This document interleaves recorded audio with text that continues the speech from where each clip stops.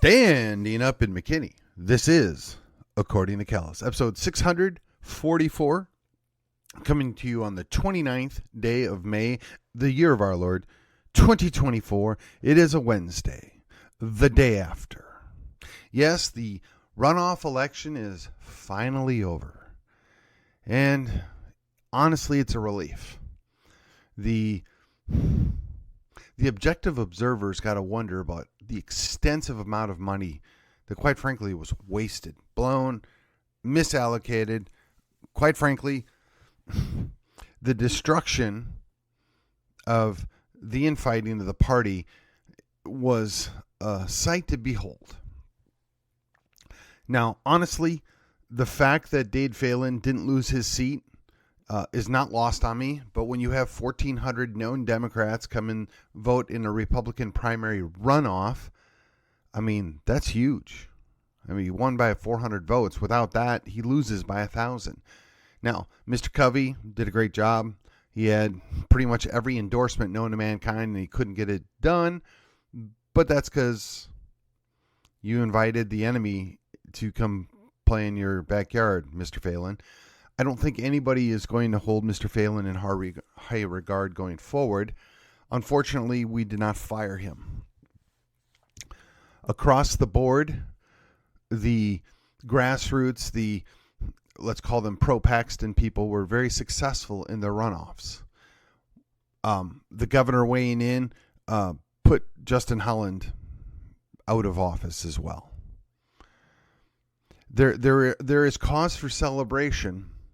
And I hope everybody enjoyed it last night. I mean, David Lowe won. Unfortunately, J.C. Yarbrough came up short by quite a bit. Kind of surprising to me, but here we are. And a special shout out to Andy Hopper. Significantly won his race. But what can be said, right? So, in my district, 61, Carissa got what looks like to be the highest percentage win, but our turnout was abysmal. So I've consulted, I've spoke with, I should say, or communicated with a number of people that are deeply involved like I am, and I got to say, I'm really concerned the turnout was extremely low in Collin County. Now, I think that affected the State Board of Education race. I think that, quite frankly, affected J.C. Yarbrough's race. I think that, if it would have gone another way, we could have got an entirely different result in HD 61. And I get it. It's a runoff. People are, fighting for that last, grasp, right? They leave it all on the field. That being said, it was extremely negative, extremely toxic in Collin County between the J.C. Yarbrough and the Brent Hagenbaugh, which, again, I want to take a quick pause here and just say congratulations to all of you that have won, whether I supported you or not. You are now our representative going forward in the Republican Party race, you are the representative of the Republican Party in the general election, and whether I was for you or against you in the runoff, you're now all on my team. Some I'll be less thrilled about, Dade Phelan, than others, but we're going to cheer you on because we have to. We have to win. Now, shifting back to the problem, when we went uber toxic, when we went all in, and honestly, I think every candidate left everything on the field, right? They did everything they could do to win. But at what cost? I know the voters are tired of it. They're worn out. My own wife says to me, how many more mailers are we going to get? I mean, as Republicans, we need to do better. We have to offer alternatives, not just slam other people. And we spent our entire primary and runoff just slamming on the very people that are on our team. We went scorched earth. So now we have a bunch of candidates that are going to run in the general. Now, honestly, almost all those races are heavily weighted in our favor, right? When you've got a district that's 55 or 58% Republican, it's kind of hard to lose that race. But when you've exhausted your voters and you've turned them all off, that makes me nervous. The numbers don't lie.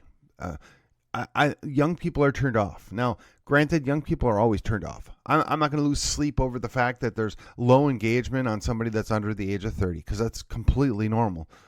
But when somebody under the age of 30 dismisses the whole process and quite frankly doesn't want to have anything to do, and honestly, probably both sides of the equation on this, that's concerning, and we need to fix it. We talk about running a positive race. We talk about, staying true to our principles. But if you're going to do that, you should be able to stay positive.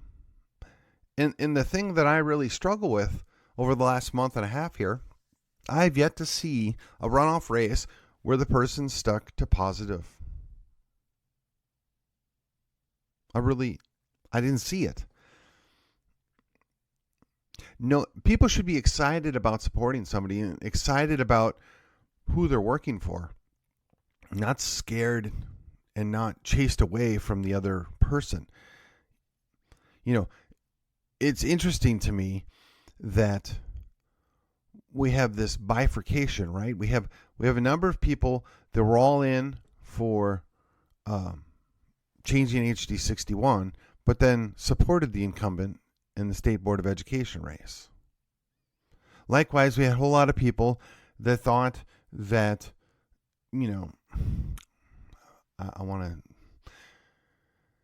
they thought that new blood was needed at the county chair at the expense of experience, in my opinion, but were yet perfectly content to send back an incumbent for the State Board of Education race. To me, it's a weird situation, and I was really careful to not hate on any one candidate because of this reason. They're now our candidate going in the general election. And while I might be disappointed in some of the actions or positions that these people took, or I might think that they could have done a better job, I don't want to burn down the bridge. Yet I look at Collin County, which arguably is supposed to be one of the most important counties across the state to get our people across the finish line. I mean, other than Tarrant, Montgomery, and probably Denton and Collin County, there aren't but a few more counties out there that have a significant amount of Republican votes to push our people across the finish line. And if we're going uber toxic, if we're chasing our own people away, if we're destroying our own base over what is a difference of 5 degrees, is that a net positive? So while, again, I'm celebrating and I'm happy that we had a number of significant wins and what I would call improvements to the mix of our Texas House delegation, I wonder, is it going to hurt us in November? I wonder what the consequences are of all this behavior. I mean, if you're 25 years old and you really don't know anything about politics, but you saw people going for the jugular over a State Board of Education race or over a county chair race, are you really wanting to be interested in what that same team has to offer in November? Are you maybe just going to decide to sit it out and stay home? I mean, you don't like the crazy leftist progressive Democrats, right? And I'm assuming that somebody at the age of 25 has figured out that's, not going to work out well for them long term. They've had to overcome the 16 years of programming they got in the Texas government schools. But assuming they're with us, right? They're nominally Republican, and we do this, we've essentially chased them off. Now, it is my sincere hope that we can overcome this. It is my sincere hope that the damage is short term, right? People lick their wounds and get over it and move on. And by August, we'll be unified and ready to move on, giving us September and October to marshal our forces to go out in November and win big. We have to get Ted Cruz across the finish line. I have no doubt Trump's going to win. I mean, I'm not going to sweat that, but even still, Trump barely won Collin County because let's face it, there's a whole bunch of people in Collin County that want perfection. And the Donald doesn't give it, but he's so much better than the other options. And here we are at the tail end of May. There's a possibility that we don't get Sleepy Creepy Joe in November. So I wonder what they're going to throw at us, or if they're going to throw somebody at us. I mean, consider the options here. You get a less than perfect Republican, whom at least you have a chance to hold accountable, or you get a leftist progressive Democrat. Right? But again, following my theory here, you go into November, you have to run positive. You have to tell people what you're going to do, what you can do, how you're going to protect them, their family, their finances. But you have to take the time to explain it, and explain it in such a way that it makes sense to the people that really haven't been involved or don't understand. I wonder if we're up for the task. I wonder how we're going to do that. I mean, realistically, in Dade Phelan's district, those people are disheartened, right? They had the Democrats show up in mass, 1,400 that we know of, to put over a bad Speaker of the House. Are they going to stay home in November? I don't think so. But that should be concerning.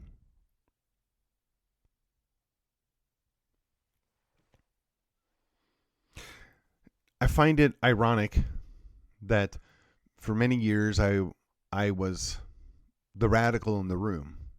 And I still hold a lot of views, if you will, or positions that some would call radical. But I find myself also in the same position that I can be objectively reasonable. I'm willing and open to negotiation and discussion on how do we get a win-win situation for everybody. And I do that because people that are on my team are not my enemy. Unfortunately, it seems that a whole lot of people that are on my team see somebody that's not perfectly aligned with them as their enemy rather than their ally. You can have allies that aren't necessarily your friend, but you're working towards a common goal. All right, let's just change pace here just a little bit. What I'm asking for, I don't know if I'm going to get it, but I'm asking for, if you, my listeners, are out there, if you would confirm or confer with your compadres, we need to be gracious, right? I know there was a lot of people that were piling on Mr. Fraser last night, and I got to be honest, I get it. I understand some of it. But your fun time is over. The race is done. Some would say justice has been served. I would just say that I think the better candidate for November 1. That being said, we need to let it go. We need to move on. From what I know of Frederick, he's not going to go anywhere. He's going to be involved in something. And I'd much rather have him working with us than working against us. And I think the same could be said about pretty much all the incumbents that lost. They're not just going to go disappear. They're not going to go drift off into the sunset. They're going to do something. And while you or myself might not be happy or thrilled about whatever it was they were doing when they were there, they did serve, whether it was 2 years or, 40 years, to a certain amount of responsibility we have to show a certain amount of respect. Now some have chewed up that respect level by behavior or lack thereof, but it doesn't mean we have to be jerks. We need to be gracious. I would cautiously be optimistic that our graciousness is the equivalent of using the honey as opposed to the vinegar, right? Most of these folks have organizations. We're going to need their assistance in November, and not necessarily for our individual candidates, but honestly to get Ted Cruz across the finish line. You have to have a certain amount of strategy. You have to think about the bigger picture here, folks. And I'm not saying that I'm so much smarter than the rest. I'm not saying that this is nothing unique that you would never think of or that nobody else has thought of. I'm just trying to restate the obvious. We're a family. We had our family squabble. Our fight is over. It's done. Put away the swords, metaphorically speaking, and let's move on. There's been a lot of winning over the last week and a half or 2 weeks here, right? I talked about that yesterday. We did really well at the state convention. Based on the returns last night, we did really well. The conservatives, the grassroots. We should be happy. We should be proud. But don't dance on the grave of others, right? And actually, for many of them, it won't be a grave. So don't act that way. Don't get cocky. Don't think we can just coast and run to November and get an easy win, because I'm here to tell you, it isn't going to be that way. I would encourage everybody, take a breather, take a break. Enjoy the month of July. And, well, for that matter, June too, although I know there's some runoffs in the municipal races that are going to be coming up in June. But take the breather. Enjoy the rest. You're going to need it. August, September, and October are going to be tough. We're going to need to stay focused on what the big picture is here. We have to hold the line. We have to do the right things.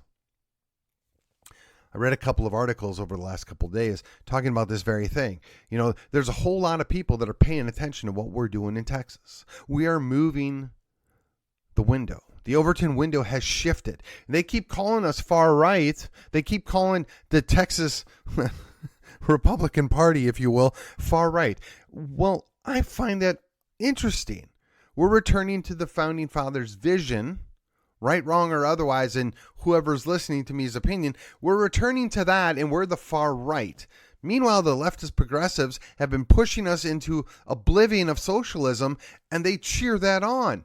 So let me ask you, the same conservatives that failed to protect the ladies' bathroom, the same conservatives that failed to protect the children from the government schools, the same conservatives that, quite frankly, have let us down so many times, and it took 10 years to get what they would call they call it constitutional carry. It more accurately is reflected as limited permitless carry.